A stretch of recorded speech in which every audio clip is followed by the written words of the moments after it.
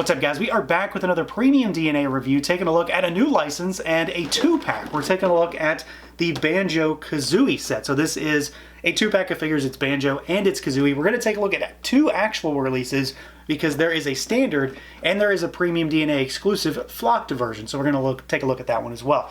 Now this comes in an obviously quite massive box. You've got a bunch of, like game artwork assets on this slip cover here to cover this just enormous set of figures. These things are probably a lot bigger than you think they are, and then we've got them there in this box. There is a lot of figure inside this. There's a lot of bear in this box. You've got them there in the window. We've got more of those game assets wrapping around the box, and mostly just sort of CG artwork to mimic the game. And then the back of the package gives you a loadout showcasing the figures as well as the stuff they come with. So yeah, let's do it. Let's pull them out and take a look. And here we go. Out of the package, our Banjo and Kazooie 2-pack. So again, this is both figures in one go, and this is how they come in the box. This is a pretty interesting set because, of course, you've got Banjo, Big Bear, and then you've got Kazooie as the bird, and she is routinely in the backpack, but she is capable of being out. She includes legs. So we're going to talk about Banjo first, and then since I have 2 of these, we can pull a fully assembled Kazooie in and talk about what she is able to do, which honestly isn't a whole lot. I feel like she's probably just always going to be here. So this big guy has got some bobble on the head up and down. Not really any tilt, but you have rotation. Arms go out at the shoulders. He is fairly limited. He's so thick and chunky that it does get in the way of his articulation. You can swivel. We've got single jointed swiveling elbows. You've got hinges. You've got swivel at the wrist. The joints on these are painted, so you might see some rub.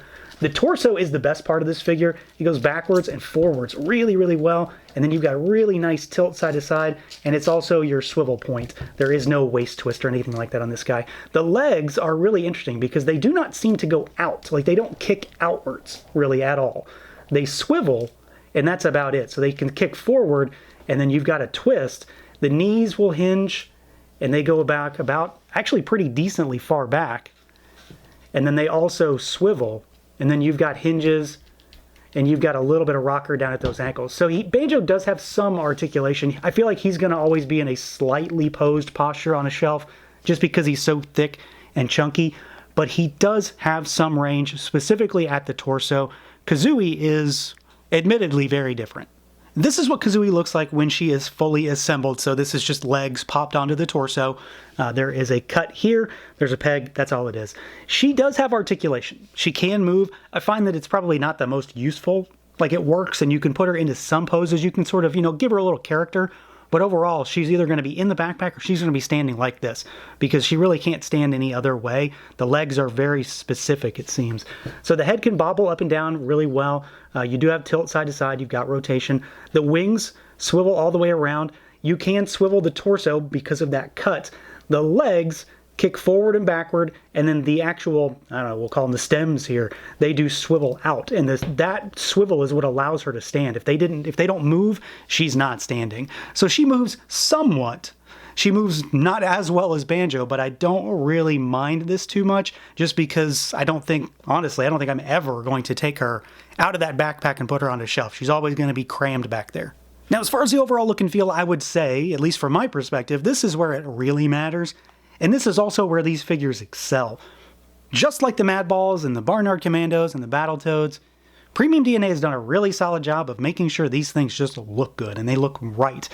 And they're very, very much in the same vein as, like, the CG control art that you would have seen for advertisements or on the box for these things or on the box for the game. You're not going to get Nintendo 64 graphic kind of artwork translated into figures here. I would have absolutely hated that.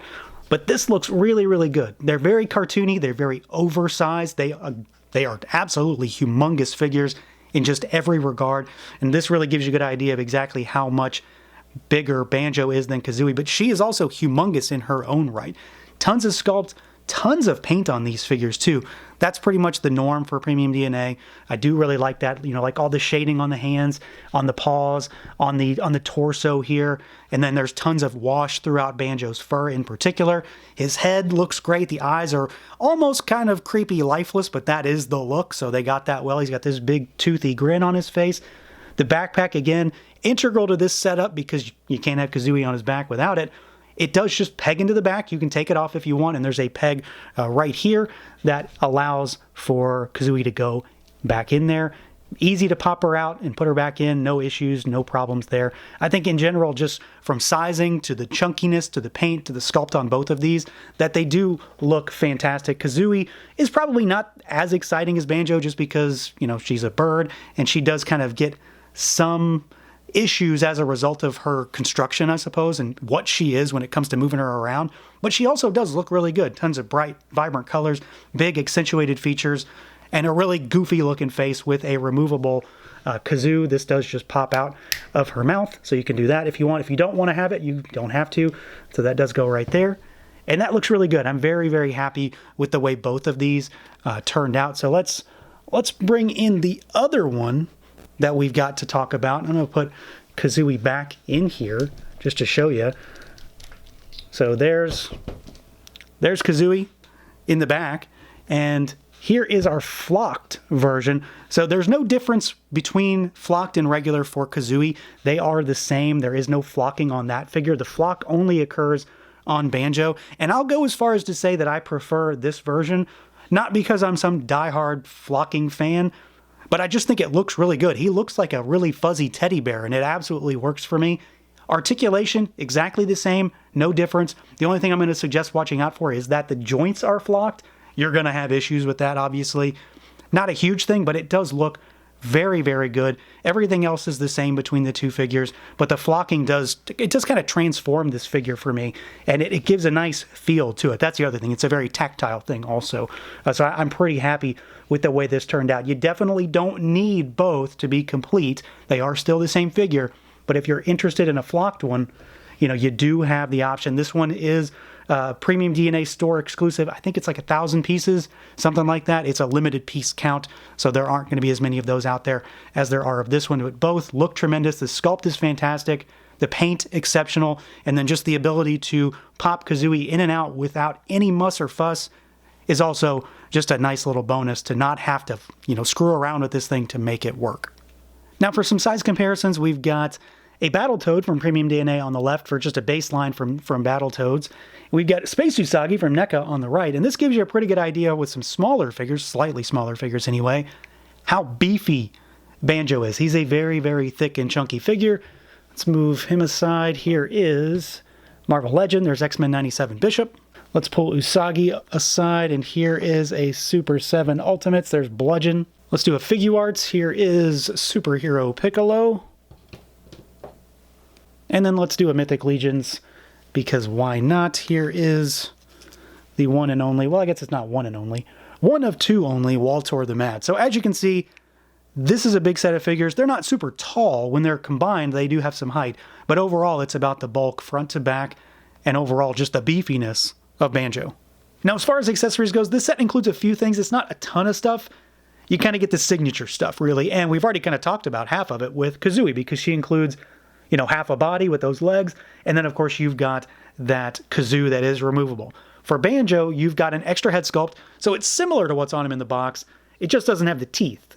It's a smile. It's a happy expression, just not a toothy smile.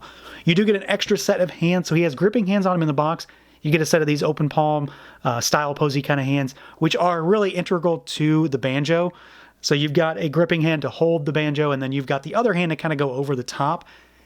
It's okay. It's kind of tenuous at best. You can get him to hold it, but it is going to take maybe a little bit more effort than you would expect to get this thing into his hands and also stay. It does look pretty decent, though. Nothing too crazy to write home about, but it does work, and he can hold it well enough. It just might take a little bit of work. And then he also includes the top for the backpack. So when Kazooie is out, you can put that on there and then complete that, so it's not just this open hole on his back. And then lastly, you know, to kind of play up the game aspect here, you do get a golden puzzle piece, which of course is another integral thing to the game itself and the gameplay. So you got a few things. There's a handful of different kind of accessories. The big thing comes down to making Kazooie complete, having the Banjo, that kind of stuff. But overall, a pretty decent spread. So overall, I'm pretty happy with these two. Granted, they do have some articulation challenges.